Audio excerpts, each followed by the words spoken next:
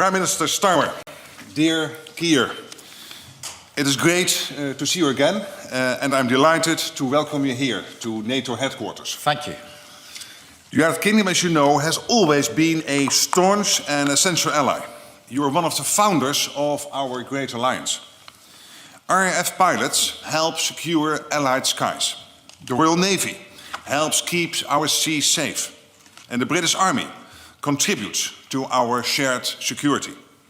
You are world-leading in cyber and innovation. And you make an invaluable contribution to our nuclear deterrent. The UK is also a firm friend to Ukraine. You have provided billions in military and humanitarian aid, vital training, and landmark security guarantees.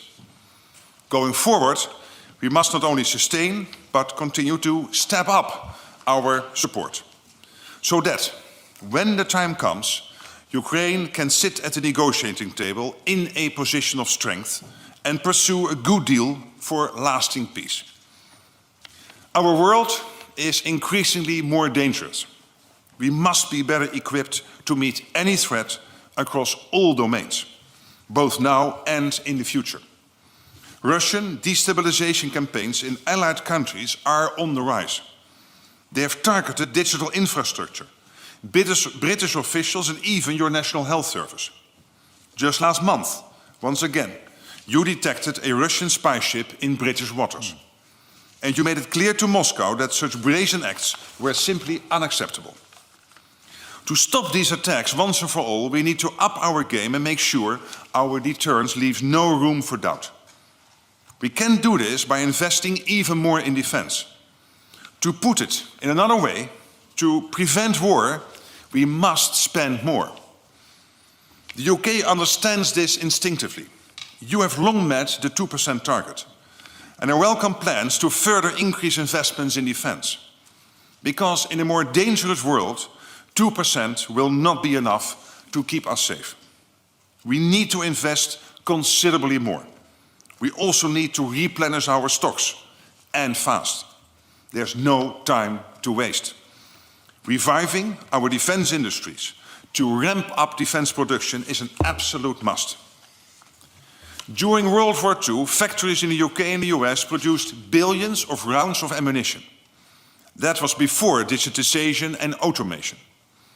With all the might of British manufacturing, just imagine what we could achieve now. The challenges we face are complex, but together in NATO, there's nothing we cannot do. So thank you for your continued leadership and support of our transatlantic alliance. Prime Minister, dear Keir, the floor is yours.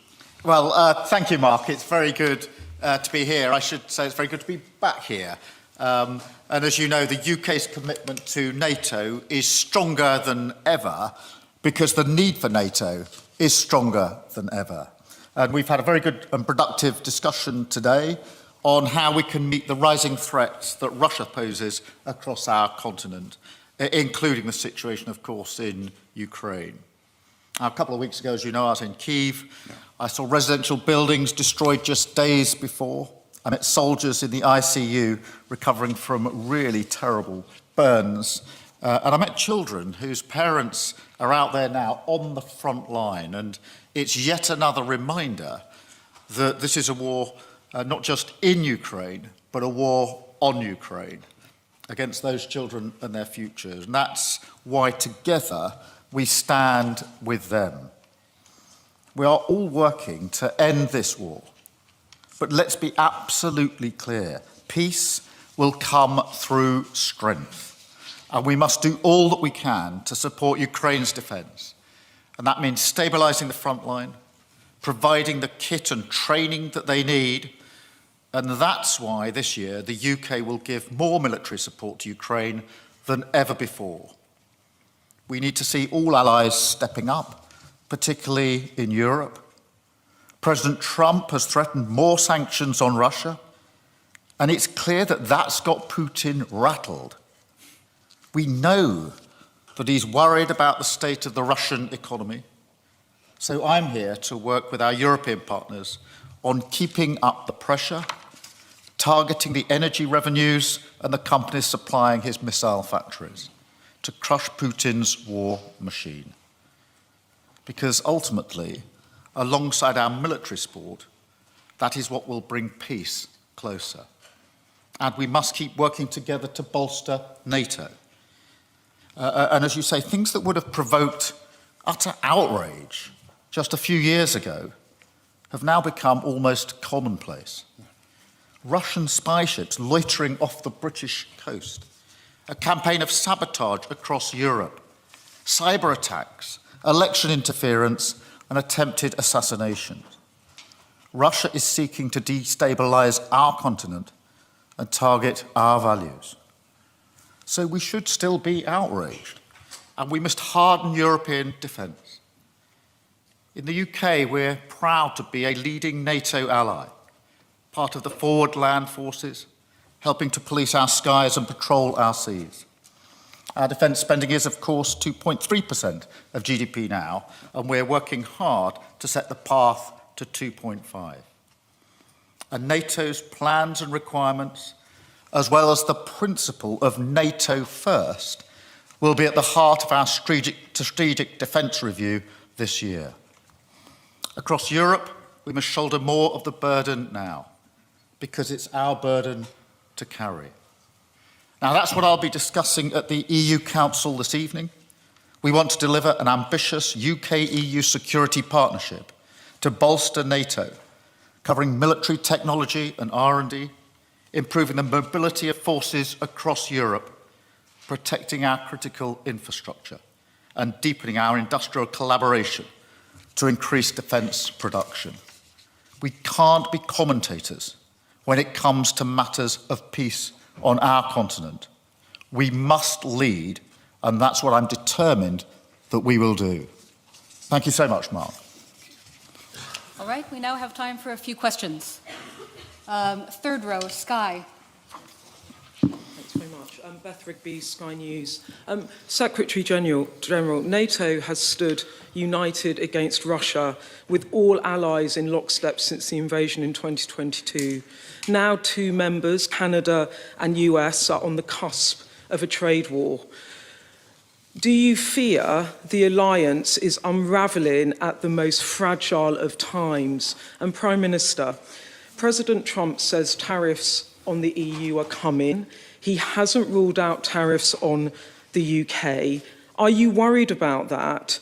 And be it from forcing Ukraine to the negotiating table to threatening trade wars with allies, isn't it the truth that President Trump is a bad thing for Europe's economic prosperity and security? Thank you very much.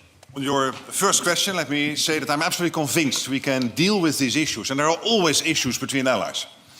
It is never always tranquil and happy-going. There are always issues, sometimes bigger, sometimes smaller. But I'm absolutely convinced that will not get in the way of our collective determination to keep our deterrence strong. And when you talk trade, it is interesting to see that the trade surplus of the US getting into Europe is since 2022. They sell more to Europe than we sell to them. And the net surplus is $180 billion since 2022. So that tells you something, that there are more figures and numbers to look at. But going back to your question, I'm absolutely convinced it will not have an impact on our collective deterrence. Thank you very much, Beth. Look, on the question firstly of tariffs, obviously it's early days, and I think what's really important is open and strong trading relations, and that's been the basis of my discussions with President Trump. And I know that intense US-EU discussions are planned. In relation to the issue that you link it to of Ukraine, I do think it's right for us to acknowledge the role that the US have played in relation to the joint effort on Ukraine. And that's, of course, pivotal because it's not just a question of a war or the sovereignty of Ukraine. It is not just a European issue. It's a question of global security. And I think it's very important that we see it in that context. And one thing that's come out of the awful conflict in Ukraine is actually a stronger and bigger NATO, which I think is really important. And as you know, in the Labour Party, we're really proud of the fact that we're a founding member all those years ago in relation to NATO. I think NATO is as important now as it was back then, and it's really important that it's in a stronger position. I think the discussions that we've been having between us today and the discussions I'll have later on this evening are about how we take that forward and strengthen it even further, because there has to be a very strong European element to the defence that we are providing in really difficult times. Thank you. All right. BBC, second row, please. Oh, there it is. Thank you. Chris Mason, BBC News. The question's on a similar theme, if I may. Secretary General, what would you say to NATO members currently falling out with each other in public over tariffs? And what's your message to the United States and Denmark as they are feuding over territory? And Prime Minister, would you be willing to water down your reset with the European Union in order to keep President Trump on side? Thank you.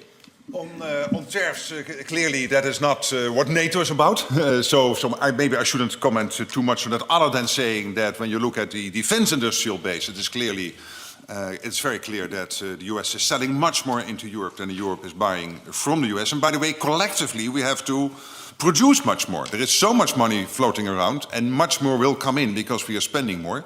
Last year, non-US allies spent 18% more on defense than the year before. So from 2023 to 2024, it was an 18% increase, almost 20%. So we are spending much more. That means more money available for the defense industrial base.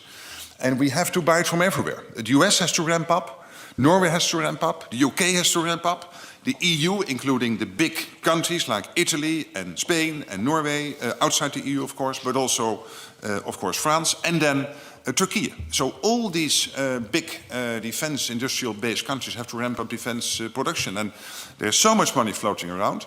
And again, what we see clearly is this trade surplus from the US getting into Europe. So there is much more to say to all these numbers than when you look at the, let's say, the aggregate.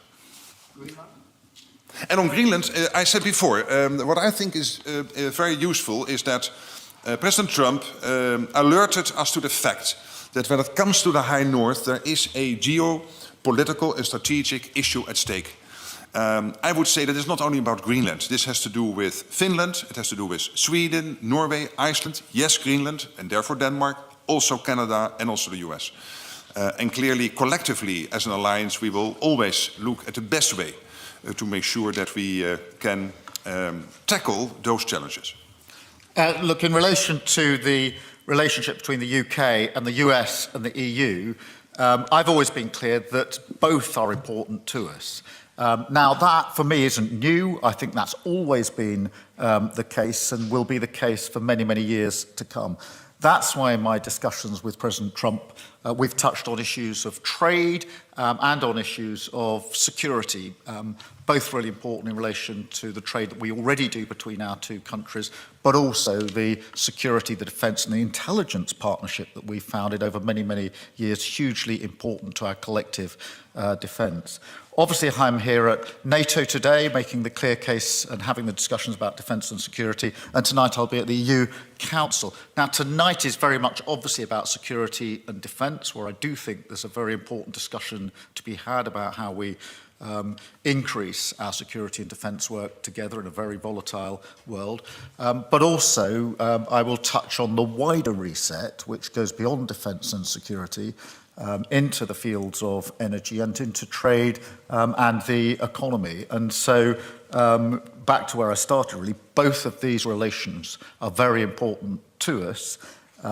We are not choosing between them, but that's historically been the position of the UK for many, many decades now. All right, we have time for one more question. ITV. Secretary General, these are much more than issues between allies. You have a NATO ally threatening to seize territory from another NATO ally. This is much worse than it's ever been. Isn't it now time that Europe got realistic and started planning for a future of defence that may not include the United States? And Prime Minister, if I may, I know you want to keep a foot in both camps, and I know you don't want to commit here, but you're trying to reset with Europe at exactly the time that President Trump indicates he might be trying to divide and rule in Europe. If he does, and other European leaders ask you, whose side are you on, ours or theirs, what will you say to them?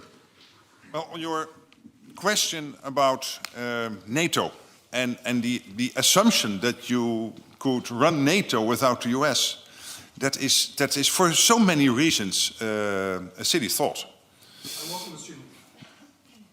At least... European defence without the US.